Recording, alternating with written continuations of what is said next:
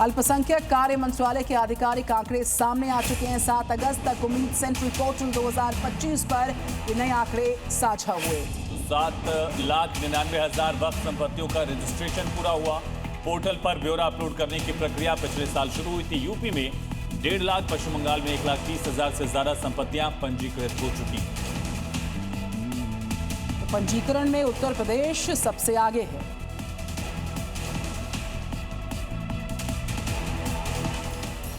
मध्य प्रदेश के विदिशा से खबर आ रही है कि ऐसी कहानी सामने आई जिसने इंसान और जानवर के रिश्ते की एक मिसाल कायम की है। यहाँ किसान ने अपनी पालतू बकरी की मौत के बाद उसका अंतिम संस्कार ही नहीं किया बल्कि 13वीं भी कराई और सैकड़ों लोगों को भोज कराया।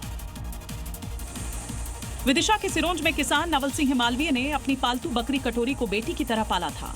20 साल तक परिवार का हिस्सा रही कटोरी की 3 अगस्त को मौत हो गई। कटोरी की मौत के बाद नवल सिंह ने उसका अंतिम संस्कार पूरे रीति रिवाज से किया।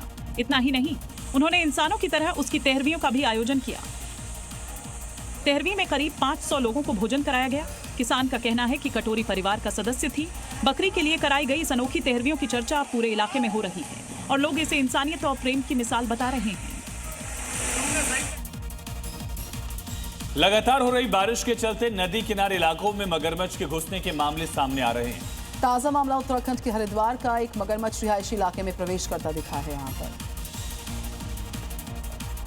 हालांकि रिहायशी इलाके में घुसा मगरमच्छ किसी पर हमला करता उससे पहले ही उसे पकड़ लिया गया। दरअसल लगातार बारिश के चलते मगरमच्छ रास्ता भटक कर रिहायशी इलाके में घुस आया। इसे देखकर इलाके के लोगों के होश उड़ गए। फौरन वन विभाग को खबर दी गई और कुछ देर में वन कर्मी ने मगरमच्छ का रेस्क्यू किया।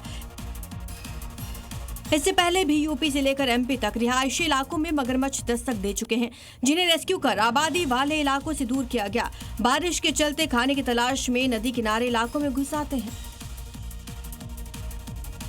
आगे देखिए, रफ्तार के साथ राजधानी दिल्ली से मिल रही 5 बड़ी अपडेट्स।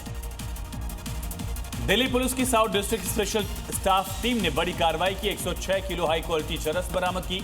अंतर्राष्ट्रीय बाजार में इसकी कीमत करीब 100 करोड़ बताई गई है। मामले में नेपाल के 4 तस्कर गिरफ्तार किए गए हैं। नेटवर्क की जांच जारी।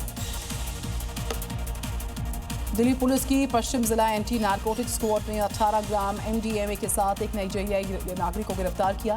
आरोपी पर अंतर्राष्ट्रीय ड्रग सप्लाई नेटवर्क के लिए कुरियर का काम करने का आरोप है। दिल्ली के वजीराबाद में स्वतंत्रता दिवस का जश्न उस समय हादसे में बदला जब पतंग का मांझा बिजली के तार में उलझ गया और करंट लगने से युवक छत से नीचे गिरा, गंभीर रूप से झुलस गया, अस्पताल में भर्ती कराया गया।